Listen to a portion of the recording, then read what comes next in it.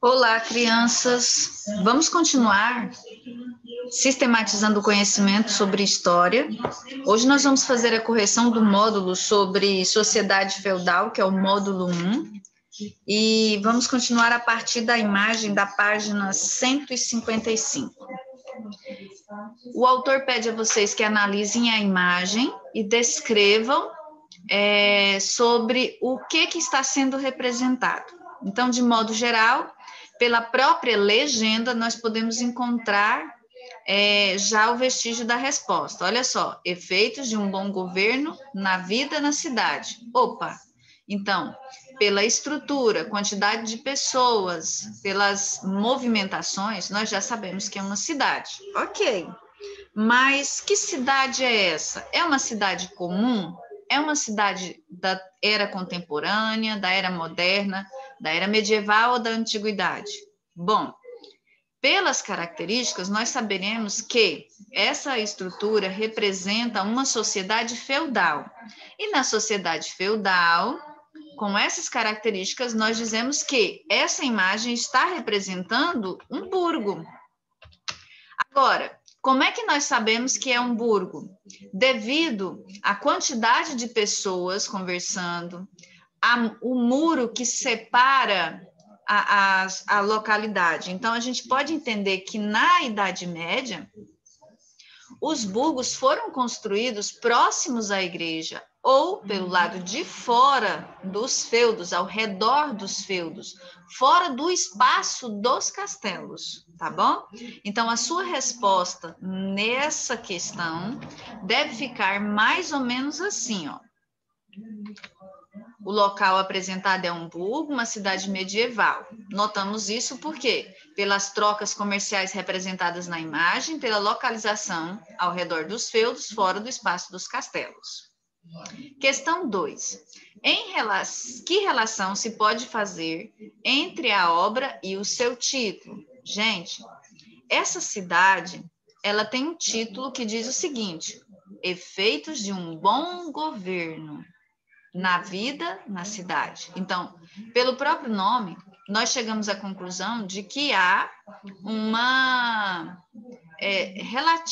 lugar bom de se viver. Então, a gente pode dizer que um lugar bom de se viver, normalmente é pacífico, né? E como é que a gente sabe que está ocorrendo paz nessa imagem? A gente está vendo as pessoas andando tranquilamente, fazendo o seu comércio tranquilamente. E o que isso tem a ver com o título, né? A gente tem que relacionar o seguinte, que o governante, ele traz uma segurança para o feudo. Então, de modo geral, a sua resposta deve falar sobre essa segurança, a relação da segurança com o comércio e o quanto isso é importante. Então, de certa forma, vocês podem estar escrevendo o seguinte: a cidade representada parece pacífica e economicamente ativa. Logo, um bom governo para uma cidade é aquela que possibilita esses dois fatores aos seus habitantes. Quais são esses fatores? Paz e economia estável. Vamos seguir agora com a próxima atividade. Essa atividade refere-se à página 157. Temos duas imagens. Essas imagens devem ser analisadas. Elas representam construções arquitetônicas na cidade de Alhambra. A Alhambra, a gente viu que fica na Península Ibérica e que ela foi colonizada pelos árabes muçulmanos, que na região eram conhecidos como os mouros ou os moçarabes, tá? Discute com seus colegas quais seriam as dificuldades arquitetônicas para a construção em um local montanhoso. Gente, imagine o seguinte, era uma localização de difícil acesso, e que precisava de muita mão de obra e muita dedicação, né? E a gente percebe pela construção que ela é cheia de detalhes. Converse com os colegas e seu professor e responda: o Palácio de Aramba parece uma construção do Ocidente medieval cristão? Quais são as semelhanças e as diferenças entre o palácio e outras construções medievais? Vamos pensar o seguinte: a Europa, ela não se desenvolveu da mesma forma. Enquanto a maioria da Europa vivia características típicas do sistema feudal com resquícios romanos e cristãos, nós temos algumas regiões que se diferenciaram, como a Alhambra, tá? Então, quais são essas diferenças, né? Quais são as semelhanças e quais são as diferenças? Bom, nós temos o investimento na arquitetura, isso é uma semelhança entre ambas as construções, sejam elas as construções cristãs ou as construções medievais. Elas são, tá, dedicadas tanto no palácio quanto em outras construções medievais, a gente tem uma relativa ligação com as questões religiosas, embora sejam diferentes. Então, quais são as características dessas construções? A gente vê as colunas, a gente vê a questão do teto com abóboda, né? O que a gente não vê aqui de jeito nenhum? Imagens sacras, imagens religiosas. Lembre-se, os muçulmanos não permitem a colocação de imagens dentro dos seus lugares religiosos.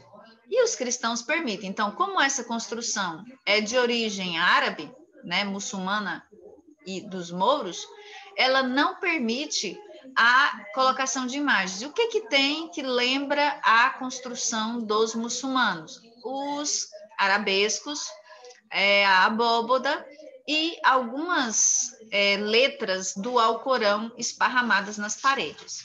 Então, assim, vocês poderiam ter colocado uma série de informações. A sugestão que eu vou colocar aqui para vocês não necessariamente corresponde à única resposta correta, tá?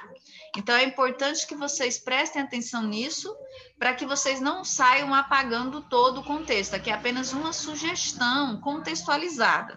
Não tem toda uma questão de dizer, olha, essa é a única resposta possível. Então, tá assim, podemos dizer que a Idade Média não ocorreu da mesma forma em toda a Europa. Há influências religiosas e político-culturais de cada região, resultam em uma forma de desenvolvimento diferente. Enquanto algumas regiões da atual França eram essencialmente feudais, outras da península, como a cultura moçarábe, já eram bastante urbanizadas. Na Península Ibérica, o intercâmbio de informações entre os povos cristãos com os romanos e o Islã marcou o desenvolvimento de técnicas de arquitetura e avanço científico. Na arquitetura, temos a utilização dos arcos, que já existia na época dos visigodos. Com a cultura árabe, desenvolveu-se então o arco ogival e a cobertura em abóboda.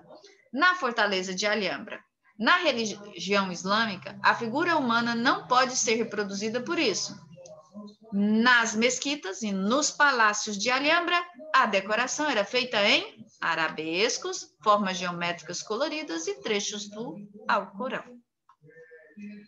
Concluindo esse módulo, temos a atividade, que está na página 158, na qual vamos tentar resumir ao máximo aqui e andar um pouquinho mais rápido, tá? Com base em seus conhecimentos sobre a Idade Média, leia as afirmações a seguir e assinale a que for correta. Tá, sobre Idade Média. A forma de trabalho predominante na Idade Média foi a escravidão? Não, foi a dos servos, e aqui está dizendo que foi a escravidão, então não pode ser a letra A. Durante o feudalismo existiam muitas guerras e ataques. Como os feudos eram mais seguros, as cidades deixaram de existir? Não, pessoal. As cidades continuaram existindo, mesmo após a ruralização. Elas perderam grande força, mas elas continuaram existindo. Então, não pode ser a letra B. Letra C. Durante a Idade Média, a mobilização social era muito grande. Servos poderiam enriquecer e se tornar nobres e vice-versa? Não, pessoal. Lembre-se, durante a Idade Média, tínhamos uma sociedade hierárquica estamental com base no nascimento. Então, não havia mobilidade social. Poderia ocorrer uma leve mobilidade social entre o primeiro e o segundo estamento, que corresponde ao clero e o nobre, onde os nobres poderiam se tornar parte do clero, tá bom? Mas era apenas entre os dois primeiros estamentos. Isso quer dizer que a mobilidade da grande maioria da população não ocorria. Então, não pode ser a letra C. Letra D. O senhor feudal vendia parte de suas terras para os servos, que com o pagamento lhe entregavam parte da produção de alimento? Não, pessoal. Terra não era vendida, era herdada. E terra era sinal de poder e prestígio e também de privilégios. Então, não havia venda de terra nesse sentido, tá? Letra E foi a única que nos sobrou, então é a que vocês vão marcar. E por que é a letra E? As várias regiões da Europa se desenvolveram de formas diferentes? Verdade, ok? Então, agora vamos para a questão número 2. Questão 2. Por que os burgos começaram a crescer e a se expandir no final da Alta Idade Média? A gente teria uma série de citações que justificariam esse crescimento dos burgos. Mas alguns são os mais, vamos dizer assim, importantes, que a gente vai dizer aqui para vocês agora. Poderíamos citar as cruzadas, que proporcionou um grande fluxo da população, a diminuição das guerras, que com a relativa paz as pessoas poderiam ir e vir mais facilmente, o aumento da produção agrícola, que levou ao excedente de produtos que poderiam ser comercializados nas feiras e nos burgos, é claro, e o aumento da população dentro dos burgos que precisaram serem realocados em outros lugares e houve grande movimentação populacional. Claro, o desejo também dessa população de se desvincular das obrigações feudais, tá? Questão 3. Por que a Península Ibérica se desenvolveu de forma diferente do restante da Europa medieval? Devemos lembrar que a Península Ibérica, onde hoje é a Espanha e Portugal, ela foi alvo da expansão dos islâmicos e essa expansão islâmica também levou a um desenvolvimento diferenciado dessa região. Por quê? Ao adentrarem na região, trouxeram inovações tecnológicas. Além dessas inovações tecnológicas, eles também proporcionaram maior vida nas cidades, o que era contrário do que acontecia no restante da Europa. Então, houve o aumento populacional, ocorreu, principalmente nessa época, o desenvolvimento de técnicas e ferramentas capazes de auxiliar no aumento da produção agrícola. Então, aqui, resumidamente, nós temos o aumento populacional da Europa entre os séculos 17 e 18. Ocorreu especificamente em razão de desenvolvimento técnicos e ferramentas capazes de auxiliar as ferramentas. Então, aqui, a presença moura trouxe inovações tecnológicas que trouxe o fortalecimento da cidade como funcionamento orgânico e, de modo geral, uma transformação, tá? Que levou ao aumento da população na região e, consequentemente, do conhecimento. Questão 4. Explique a causa do crescimento populacional da Europa entre os séculos 17 e 18. Aqui sim, nessa questão, a gente vai citar especificamente essas técnicas que trouxeram maior produtividade agrícola e, claro, com maior alimentação, a gente tem também o aumento na produção agrícola, a gente tem um aumento da população. Muito bem, crianças, agora vocês corrijam as atividades, coloquem-as em dias e aqueles que ainda não enviaram, envia lá para a gente poder fechar o nosso conteúdo, tá? Um abraço para vocês e até mais.